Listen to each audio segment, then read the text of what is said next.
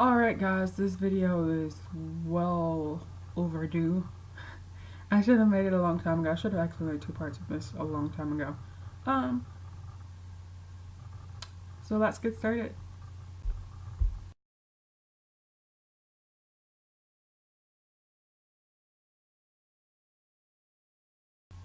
Alright guys, I want to talk about Girl Meets World. If you do not know what Girl Meets World is, Girl Meets World is on Disney Channel. It is the continuation or the other half of Boy Meets World. It follows Riley Matthews and Sabrina Hart and their friendship. Now, the show has brought in a lot of old characters, and I'm gonna say this now because I know a lot of people are gonna be upset about it. I've been a fan of Boy Meets World for 10 years. I've watched every episode. It's still as funny to me as it was when I was a teenager. Um, so I understand that Girl Meets World is not for me, and I understand that they're trying to cater to the younger generation and have the older generation tune in. I understand that. I understand it's not for us.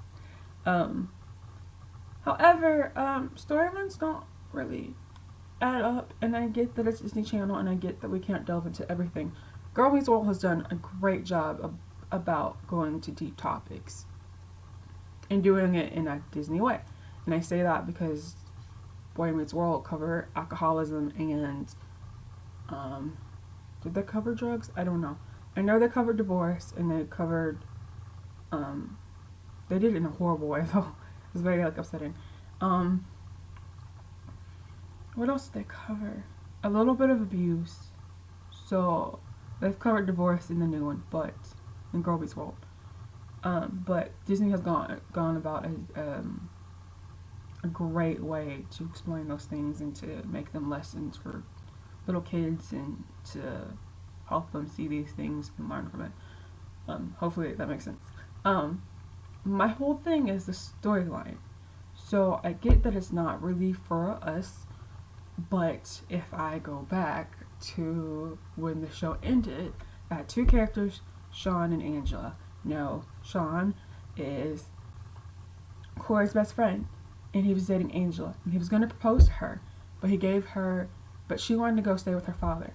And for me, when she left and she said, "This is not goodbye," it meant that to me and other people that it meant that we'll see each other, we'll be in touch, you know, and I know I'm gonna be gone a long time, but I still love you, and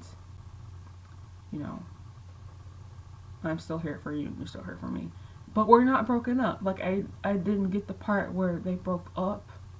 Like, you lost me, writers. You lost me. Like, I don't understand that, because he was gonna propose, and though he didn't want her to go, he let her go. Doesn't mean they broke up. So for them to have brought her back, to only say that they haven't spoken in years. I haven't spoken since you left. And mind you, that was Topanga's best friend. So it doesn't make any sense. She isn't talking to any of them. Like, it doesn't make any sense to me. Like, and her dad does, and she's lost touch with everybody. Like, does not make sense. And you literally only kicked her out. And let's backtrack a little bit. The thing I loved about Angela is because not only was she like the only black character on the show at the time, she was very eccentric, and she stood up for what she believed in. She wasn't afraid to speak up. She wasn't afraid to be real. I loved that, and I thought it was wonderful. And I looked up to her, and I liked her despite how dysfunctional it was. I loved her and Sean's relationship back in Boy Meets World. To kill that completely for this new storyline that makes no sense to me. Like, Sean just met Katie, and I get that they're adults, and like, it did it for Maya's storyline, so her mom could have somebody in love and she could have Sean in her life for the rest of her life. Do you know what? Katie did not need somebody. I don't understand why Katie needed somebody. Maya needed somebody, and Katie and Maya, and heck, you didn't even need to bring Angela back for that aspect. You could have brought her back as Topanga's best friend and somebody in their life. and she would have been a good representation for Maya because I see similarities in her and Maya, like I did with in like she's like Angela in a way, and I don't think it's fair to just have killed that couple completely. No, they weren't like Topanga and Corey, and they never were gonna be, and that's fine. I never thought that that's what Sean was shooting for. That's just annoying, but I just think that it wasn't fair to kill that character off for girl. Now I'm getting to girl meets I do. So awkward. I one episode that I did not enjoy because I just felt like she was, because I think if you guys have seen the last couple of episodes of Girl Meets World, she was like, somebody loves me. I'm just like, how do you love each other? You guys haven't been with each other for that long. I'm so confused. How? Like, it's not even like a good pairing. Like, I don't get it. I just don't understand it. Sorry about that, guys. I just don't understand it. Like, doesn't make sense to me. I think Katie and the Sean storyline are just so boring. Like, Katie's cool. She's adorable sometimes, but really annoying. But to say that's what Sean needed to complete his life,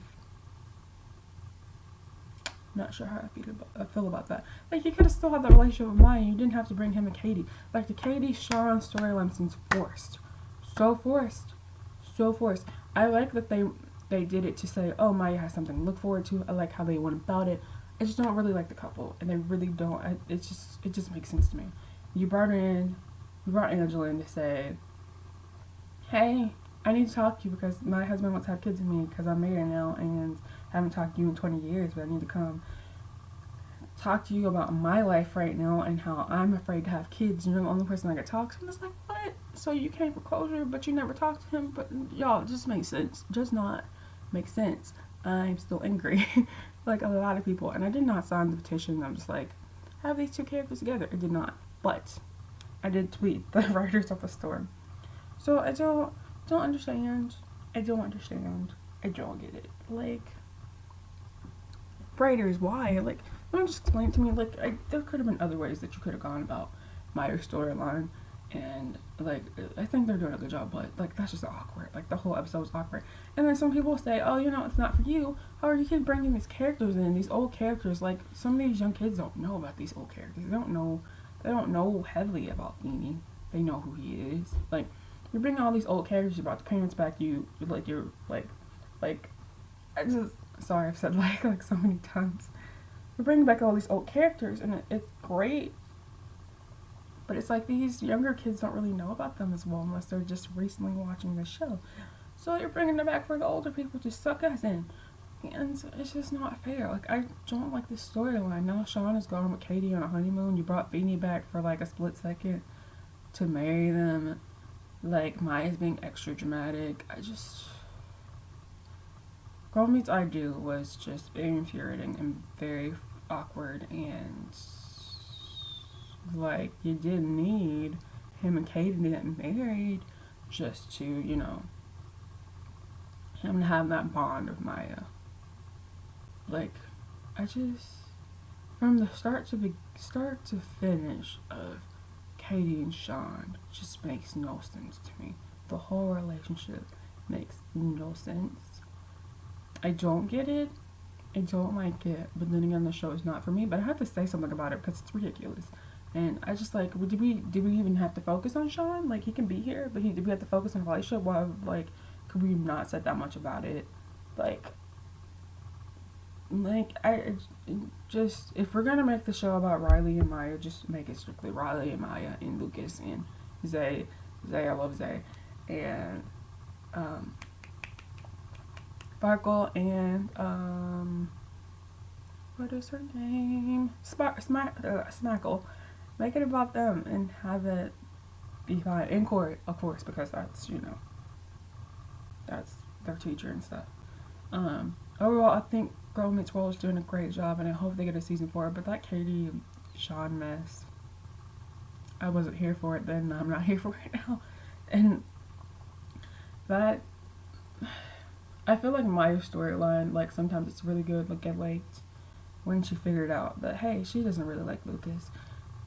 She just did it to Raleigh. And I like the episode where she went to go back to find herself and to do the graffiti, the art. I love that.